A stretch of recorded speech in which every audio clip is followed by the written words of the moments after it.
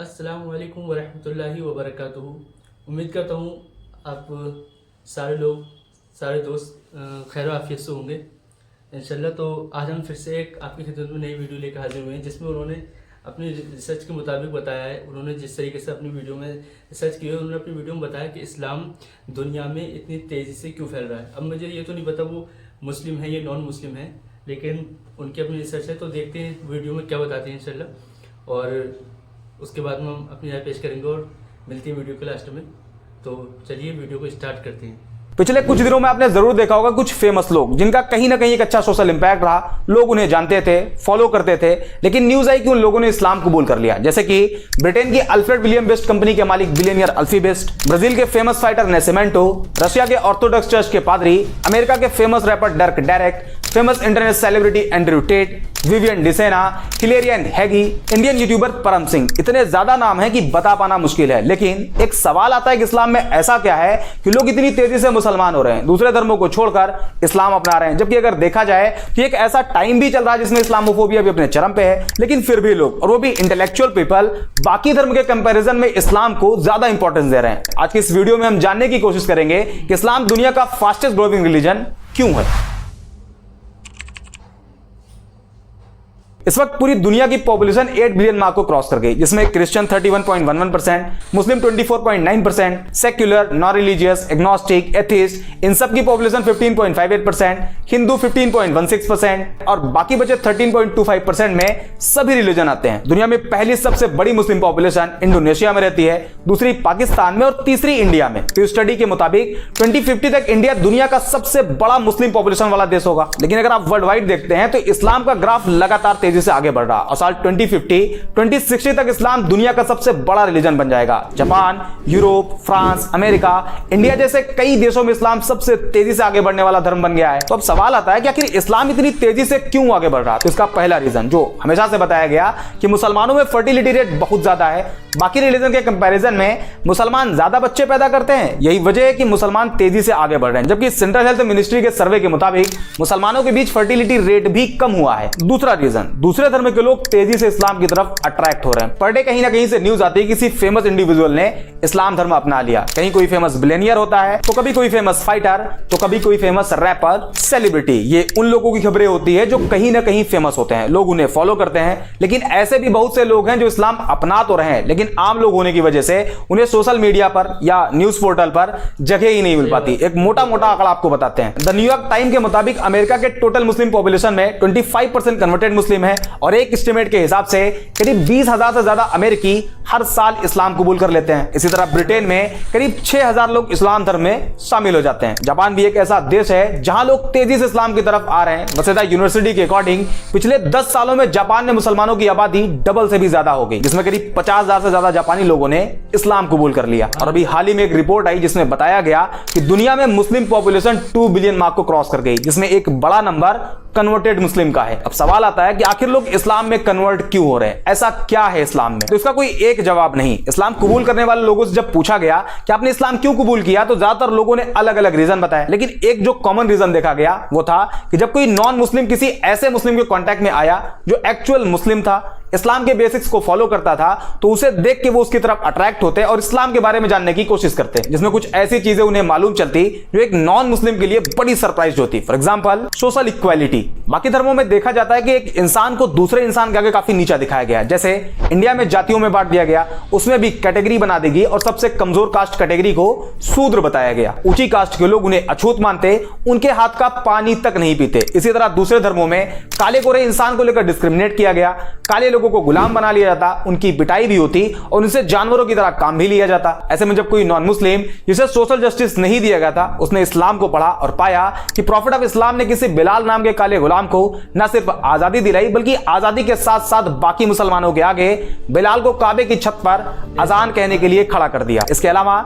जब लोगों ने प्रॉफिट ऑफ इस्लाम की एक स्पीच के बारे में जाना, जिसमें उन्होंने कहा था एक अरेबियन किसी नॉन अरेबियन से सुपीरियर नहीं और ना ही कोई नॉन अरेबियन किसी अरेबियन से सुपीरियर है, ना कोई काला किसी गोरे से सुपीरियर है और ना ही कोई गोरा किसी काले से। यह जानने के बाद कि इस्लाम में कोई ऊंचा नीचा नहीं, इस एक पॉइंट की वजह से न जाने कितने लोगों ने इस्लाम कबूल कर लिया। दूसरा रीजन फॉरगिवनेस। इस्लाम में माफ कर देने वाला जो कॉन्सेप्ट है वो भी बड़ा शानदार है। जब लोगों ने उसे जाना तो वो भी उन्हें बहुत पसंद आया और लोगों ने इस्लाम कबूल कर लिया। फॉर एग्जांपल, मान लीजिए कि अगर किसी इंसान को एक पूरी कम्युनिटी बुरा भला कहे, उसे बाइकआउट कर दे, यहां तक कि उसे जान से मारने की कोशिश करे, तो रिएक्शन ये होगा कि जब भी उसे उस कम्युनिटी पर कंट्रोल मिलेगा वो अपना बदला जरूर लेगा। सारे लोगों से ना सही, लेकिन उन लोगों को जरूर टारगेट करेगा जो उसके खिलाफ उसके ही लोगों को भड़काते थे, उसे मार के लाने वाले को इनाम देने की बात कहते थे। आमतौर पर यही देखा जाता है, लेकिन इस्लामिक हिस्ट्री में इसके जस्ट उल्टा है। 7वीं सेंचुरी में जब इस्लाम की शुरुआत हुई, उसके कई सालों बाद तक, करीब 10 साल बताया जाता है, इस पीरियड में टोटल 40 से कम मुसलमान थे। उस टाइम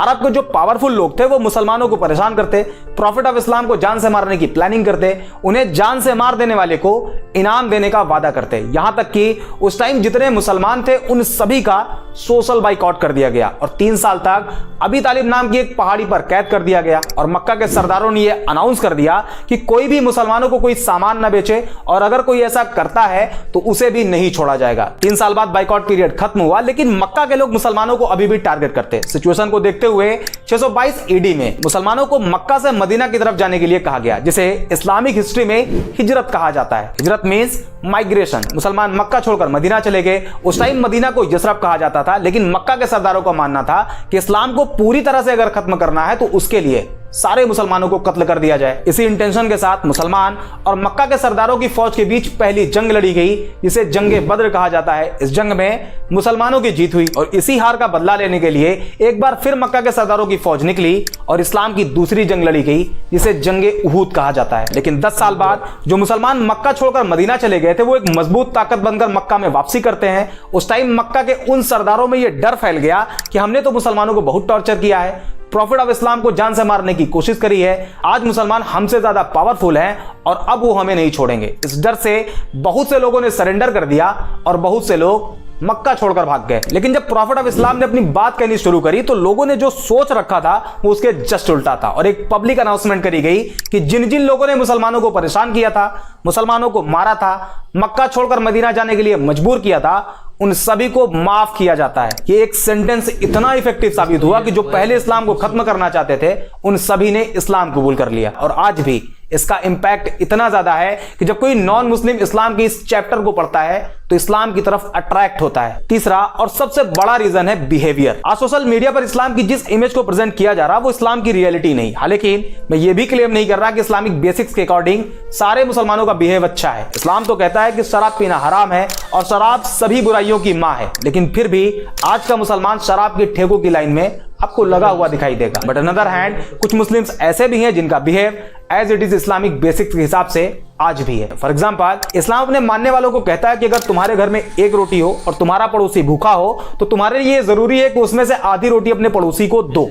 इस बात को मेंशन नहीं किया गया है कि पड़ोसी मुसलमान हो तभी दो, बल्कि कोई भी हो, किसी भी रिलीजन को फॉलो करता हो, आपको उसके साथ वैसे ही बिहेव करना है। और आज के टाइम पर जब कोई नॉन मुस्लिम किसी एक्चुअल मुस्लिम के बिहेव को ऑब्जर्व करता है तो वो उसके बिहेव से अट्रैक्ट होता है और ये रीजन इस्लाम को इतनी तेजी से आगे बढ़ने में सबसे बड़ा रोल प्ले कर रहा है। इसके अलावा justice, tolerance, patience, peace, day of judgement और भी बहुत से रीजन है जिस वजह से लोग इस्लाम को बाकी धर्म के कंपैरिजन में ज्यादा प्रेफर कर रहे हैं। और ये जो आजकल बड़े बड़े सेलिब्रिटी इस्लाम एक्सेप्ट कर रहे हैं उसमें इस्लामोफोबिक एडवर्टीजमेंट भी इस्लाम की मदद खूब कर रहा, क्योंकि जब लोग एंटी इस्लामिक क्लेम करते हैं तो इसका इंपैक्ट पॉजिटिव और निगेटिव दोनों तरह से होता है। निगेटिव ये कि नॉन मुस्लिम कम्युनिटी में इस्लाम को लेकर नफरत बढ़ती है, जबकि इसका पॉजिटिव साइड ये है कि लोग उस एंटी इस्लामिक क्लेम को क्रॉस चेक करने के चक्कर में इस्लाम को पढ़ना शुरू कर देते हैं, जिसमें उन्हें अभी बताए गए पॉइंट्स मिलते हैं जो कि क्लेम से रियलिटी बिल्कुल अलग होती है and eventually they accepted Islam. I hope ये वीडियो आपको पसंद आई होगी। अगर हाँ तो लाइक एंड शेयर जरूर कर दें। बाकी मिलते हैं अगले वीडियो।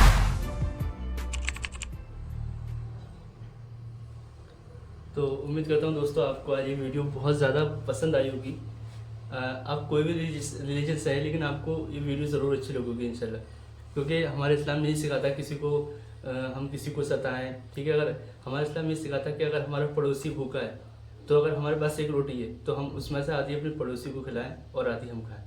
समझ रहे हैं? मतलब ये नहीं कि अगर मुसलमान है हमारा पड़ोसी तो ही हम दो उसको, चाहे वो मुसलमान हो या हिंदू हो, सिख, ईसाई, कोई भी रिलीजन से हो, हमें इससे कोई हमें मतलब नहीं है। अगर हमारे पास एक रोटी और हमारा पड़ोसी भूखा है तो हमें चाहिए कि हम उसको भी दें, ठीक है। अगर किसी से कोई गलती हो जाती है तो हमारा इस्लाम ये कहता है कि आप उसको माफ़ कर दो, समझ रहे? क्योंकि आप भी अल्लाह से अगर आप माफ़ी मांगते हो तो आप भी यही सोच के मांगते होगे ना कि अल्लाह हमें माफ़ कर देगा, यही उम्मीद से मांगते हो ना। तो जब अल्लाह माफ़ कर सकता है तो आप कौन होते हो भाई?